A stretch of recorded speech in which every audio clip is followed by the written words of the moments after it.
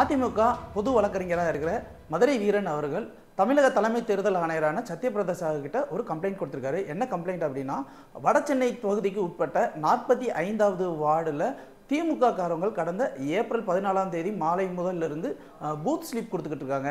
அப்படி அந்த booth slip கொடுக்கும்போது இந்த 45வது வார்டில் பூத் ஸ்லிப்போட பணமும் சேர்த்து கொடுக்குறாங்க அப்படின்னு சொல்லிட்டு இந்த தகவலை நாங்கள் இம்மீடியட்டாக தேர்தல் பறக்கும் படையினர்கிட்ட நாங்கள் சொன்னோம். அவங்களும் அந்த சம்மந்தப்பட்ட நபரை பிடிச்சி போலீஸார்கிட்ட ஒப்படைச்சிட்டாங்க. ஆனால் காவல்துறை அவர் மேலே எந்தவித நடவடிக்கையும் எடுக்கவே இல்லை. அது மட்டும் இல்லாமல் இந்த மாதிரி பூத் ஸ்லிப்போட பணம் கொடுக்குற வழக்கம் இந்த மக்களவை தொகுதியில் எல்லா தொகுதியிலுமே திமுக அரங்கேற்றப்பட்டுக்கிட்டு இருக்கு. இதெல்லாம் தடுத்து நிறுத்தி பணநாயகத்திலிருந்து ஜனநாயகத்தை காப்பணும், தேர்தலை நேர்மையா நடத்தணும் அப்படின்னு கொடுத்திருக்காரு. இப்போ இந்த விஷயத்துக்கு தேர்தல் ஆணையம் என்ன முடிவெடுக்கும் அப்படிங்கிறத பொறுத்திருந்தா பார்க்கணும். ஓய்வு பெற்ற 4 நீதிபதிகள் உட்பட உச்சநீதிமன்றம் மற்றும் உயர்நீதிமன்ற நீதிபதிகள் 21 பேர் கொண்ட குழுவினர் உச்சநீதிமன்ற தலைமை நீதிபதியான டி.ஒய். சந்திரசூட் அவங்களுக்கு ஒரு கடிதம் எழுதியிருக்காங்க. அந்த கடிதத்தோடைய தலைப்பா என்ன இருக்கு அப்படின்னா, தேவையற்ற அழுத்தத்திலிருந்து நீதிமன்றத்தை காப்பாற்றுங்கள் அப்படின்னு சொல்லி போட்டுட்டு அதில் என்ன சொல்லியிருக்காங்கன்னா, பொது அவமதிப்பு, அதே மாதிரி வேணும்னே திட்டமிடப்பட்ட அழுத்தம், இந்த மாதிரியான விஷயங்கள்லாம் ஒரு குறிப்பிட்ட பிரிவினர் வேணும்னே நீதிமன்றத்தின் மேலே சுமக்கிறாங்க. அது மட்டும் இல்லாமல் பொது வெளியில் ஒரு தப்பான இன்ஃபர்மேஷனையும் பரப்பி விட்டுக்கிட்டு இருக்காங்க. இதன் மூலமா மக்களுக்கு நீதிமன்றத்தின் மேல இருக்கிற நம்பிக்கையை குறைக்கணும் அப்படிங்கிற ஒரு திட்டத்தினாலையும், அது மட்டும் இல்லாம அவங்களுக்கு அவங்களுடைய தனிநபர் ஆதாயம், அது மட்டும் இல்லாம அரசியல் நலன் சார்ந்து இந்த விஷயங்கள்லாம் பண்ணிக்கிட்டே இருக்காங்க. இதனால தேவையில்லாம நீதிமன்றங்கள் விமர்சனத்துக்கு உள்ளாகிறது மட்டும் இல்லாம நீதிபதிகள் சட்டத்தின் பாதுகாவலர்கள், ஆனா அவங்களுக்குமே இது ஒரு பெரிய பிரச்சனையாவே இருக்கு. ஸோ இது எல்லாத்தையுமே நீங்க பார்த்து ஏதாவது பண்ணி இந்த விஷயத்துல இருந்து காப்பாத்துங்க அப்படின்னு போட்டிருக்காங்க. சமீபத்தில் எதிர்கட்சியை சார்ந்தவங்க நிறைய பேர் பல குற்றம் சுமத்தப்பட்டு ஜெயிலில் இருந்தாங்க. அதை பாஜக நிறைய தடவை விமர்சிக்கவும் செஞ்சிச்சு. இந்நிலையில் ஒரு நீதிபதிகள், ஒரு நீதி அரசர்கள் கொண்ட குழுவினர் இப்போ ஒரு உச்சநீதிமன்ற தலைமை நீதிபதிக்கு இந்த மாதிரி நீதிமன்றத்தை காப்பாத்துங்க அப்படின்னா, ஒருவேளை இவங்க அந்த அளவுக்கு நிறைய பிரச்சனை சந்திச்சிருப்பாங்களோ அப்படிங்கிற ஒரு கேள்வியை தான் எழுப்புது.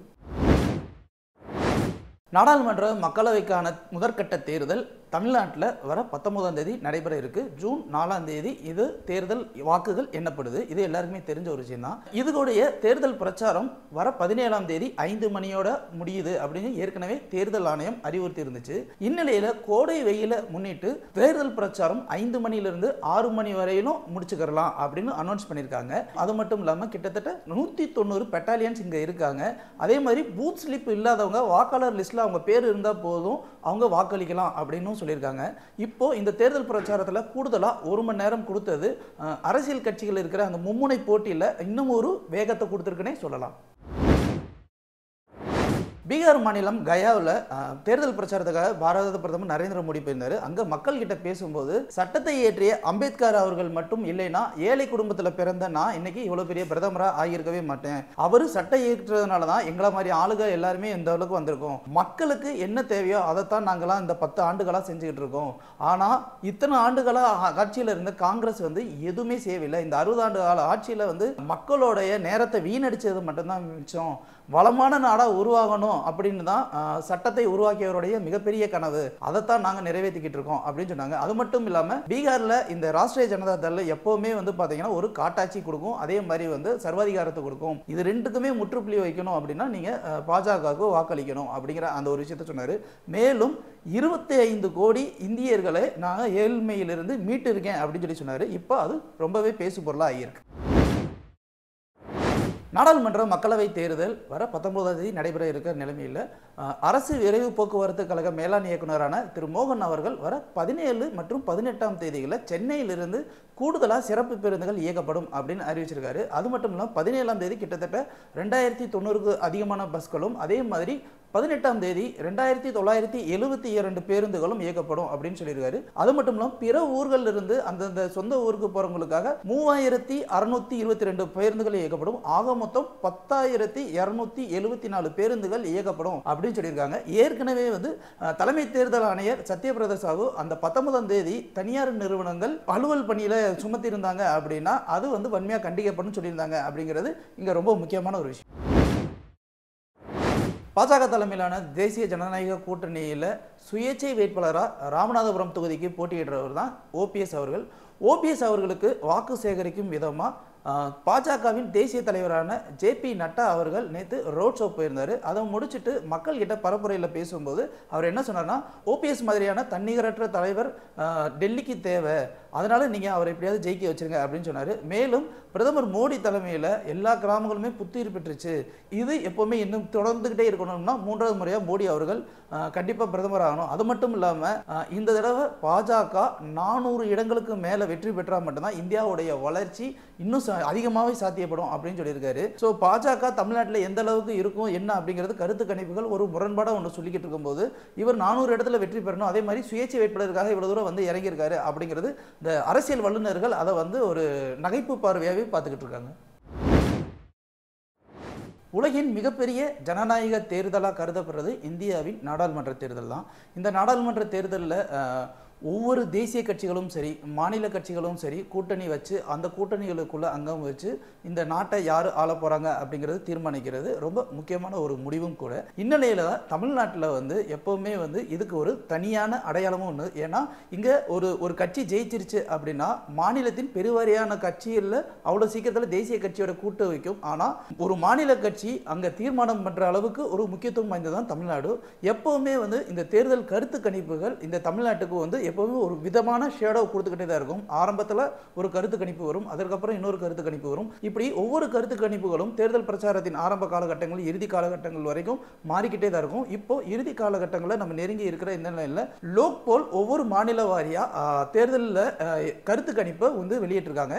அதில் தமிழ்நாட்டில் இருக்கிற 39 தொகுதிகளையுமே திமுக தான் வெல்லும் அப்படின்னு சொல்லியிருக்காங்க. அதே மாதிரி மற்ற கட்சிகள்லாம் வெல்லாது அப்படிங்கிறதுக்கு விளக்கமும் கொடுத்துருக்காங்க. அதாவது அதிமுக இந்த தடவை தங்களுடைய வாக்கு வங்கியை தக்க வச்சுக்கிறோம், ஆனால் அதிமுக பாஜக கூட்டணி சிதறினதுனால இந்த வாக்கு வந்து பெருசா வந்து அங்க கண்ட்ரோலுக்கு வரவே வராது, அதனால வந்து அவங்க வாக்கு வங்கியை சந்திச்சுக்கிறோம். அது மட்டும் இல்லாம பாஜகவுக்கு வந்து பெருசாலாம் அந்த ஓட் பேங்க் எல்லாமே வந்து கன்வெர்ட் ஆகாது. அப்படி இருக்கும்போது திமுகவுக்கு மட்டும் எப்படி வந்து இந்த 39 தொகுதிகளும் ஜெயிக்கும் அப்படின்னா, திமுகவுக்கு எதிரான மனநிலை மக்கள் கிட்ட இருந்தாலுமே எதிரணியர்கிட்ட ஒரு பலம் இல்லை அப்படிங்கிற அந்த முகாந்தாரத்தினால சில இடங்கள்ல வந்து அப்படியே ஒரு இழுபறி நீடிச்சாலுமே இறுதியில் திமுக தான் வெல்லும் அப்படின்னு சொல்லியிருக்காங்க. ஸோ ஃபைனலாக இந்த சர்வே திமுகவுக்கு வந்து ஒரு மிகப்பெரிய உற்சாகத்தை கொடுத்துருக்குன்னே சொல்லலாம். அதிமுக கூட்டணியில் இருக்க தேமுதிக வேட்பாளரான பார்த்த சாரதியை ஆதரித்து வாக்கு சேகரிப்பில் எடப்பாடி பழனிசாமி அவர்கள் ஈடுபட்டிருந்தார். அப்போ அவர் மக்களுடன் உரையாடும் போது என்ன சொன்னார் அப்படின்னா, அதாவது 2026க்கு பிறகு அதிமுகங்கிற ஒரு கட்சியே இருக்காதுன்னு அண்ணாமலை சொல்லிக்கிட்டு இருக்காரு. ஜூன் 4க்கு அப்புறம் நீங்கள் கட்சியில் இருக்கீங்களா இல்லையான்னு முதல்ல பாருங்க தம்பி, உங்களை மாதிரி ஒரு ஆள் 2 ஆள் இருக்கிற கட்சி எங்கள் கட்சி கிடையாது, 2 கோடி தொண்டர்கள் இருக்காங்க, அதனால பேசும்போது கொஞ்சம் பார்த்து பேசுங்க, நாங்கள் ஒருவேளை கட்சியே காணாமல் போச்சுன்னா நீ தான் போலீஸில் கண்டுபிடிச்சு கொடு அப்படின்லாம் வந்து பேசியிருக்காரு. அது மட்டும் இல்லாமல் எம்ஜிஆர் காலத்துல இருந்து இந்த கட்சி காணாமல் போகும் அப்படின்னு சொன்னாங்க. இது எம்ஜிஆர் மட்டும் இல்ல, புரட்சி தலைவி அம்மா கிட்டே இருந்தும் சரி, இந்த கட்சி என்னைக்கு இருந்தாலும் வளர்ந்துகிட்டே தான் இருக்கும், எங்களுடைய தொண்டர்கள் எங்களை காப்பாற்றிக்கிட்டே தான் இருப்பாங்க, உங்களுடைய கொள்கைகளும் கோட்பாடுகளும் எங்களுக்கு பிடிக்கலைங்கிற ஒரே காரணத்துக்காகத்தானே நாங்கள் உங்களை விட்டே வெளியில வந்தோம், அப்புறம் ஏன் தேவையில்லாம எங்களை சீண்டிக்கிட்டு இருக்கீங்க அப்படின்னு கேட்டிருக்காங்க. உங்களால எதுவுமே முடியல அப்படிங்கிறதுக்காக பழியை எங்க மேல தூக்கி போடாதீங்க அப்படின்னு சொல்லியிருக்காங்க. ஸோ இந்த தேர்தல் பரப்புரையில் எடப்பாடி பழனிசாமி அவர்கள் தேர்தல் வாக்குறுதிகளை பத்தி பேசுறதை விட்டுட்டு அதிகபட்சமா இப்போ அண்ணாமலையை பத்தி மட்டும்தான் பேசிக்கிட்டு இருக்காரு. ஒருவேளை இவருக்கும் தேர்தலில் தோல்வி பயம் வந்துருச்சோ அப்படின்னு அரசியல் வல்லுநர்கள் பேசிக்கிட்டு இருக்காங்க. நடிகர் விஜய் அவர்கள் தமிழக வெற்றி கழகம் அப்படிங்கிற கட்சி ஆரம்பிச்சது எல்லாருக்குமே தெரிஞ்ச ஒரு விஷயம் தான். கோட் படத்துக்கு அப்புறம் இன்னொரு படத்துக்கு அப்புறம் அவர் முழு நேர அரசியலில் தான் ஈடுபட போறார் அப்படிங்கிறது அவரே ஏற்கனவே அறிவிச்சிட்டாரு. நடிகர் விஜயோடைய இவ்வளவு பெரிய வளர்ச்சிக்கு ஆரம்ப காலகட்டங்களில் பிள்ளையார் சொல்லி போட்டது விஜயகாந்த் அவர்கள் தான். இந்நிலையில் கோட் படத்தில் இயக்குனர் வெங்கட் பிரபு அவர்கள் பிரேமலதா விஜயகாந்த் அவர்கள்கிட்ட விஜயகாந்தை ஏஐ மூலமா கொண்டு வர போறோம் அப்படின்னு சொல்லி கேட்டதுக்கு பிரேமலதா அவர்கள் சொல்லியிருக்காங்க, ஓகே நடிகர் விஜயும் எனக்கு தெரியும், அதே மாதிரி விஜயகாந்த் உயிரோடு இருந்தாலும் அதுக்கு மறுப்பு சொல்லியிருக்க மாட்டாங்க, அதனால வந்து விஜய்க்காக நான் வந்து அதில் வந்து முழு பெர்மிஷனும் கொடுத்துட்டேன் அப்படின்னு ஒரு தனியார் தொலைக்காட்சிக்கு பேட்டி அளிச்சிருக்காங்க. இதன் மூலமா கோட் படத்தில் ஆர்டிஃபிஷியல் இன்டெலிஜென்ஸ் மூலமா விஜயகாந்த் அவர்கள் இதில் வராங்க அப்படிங்கிறது ரொம்ப முக்கியமான ஒரு விஷயம். காரணம் என்ன அப்படின்னா, இன்னொரு செய்தி, தேமுதிகவுக்கு சொந்தமான அந்த கேப்டன் டிவியும் தன்னுடைய அரசியல் கட்சிக்காகவும் அரசியல் பயணத்துக்காகவும் விஜய் வாங்க போறதாகவும் ஒரு தகவல் வெளியே வந்துகிட்டு இருக்கு அப்படிங்கிறது தான் இது முக்கியமான செய்தி.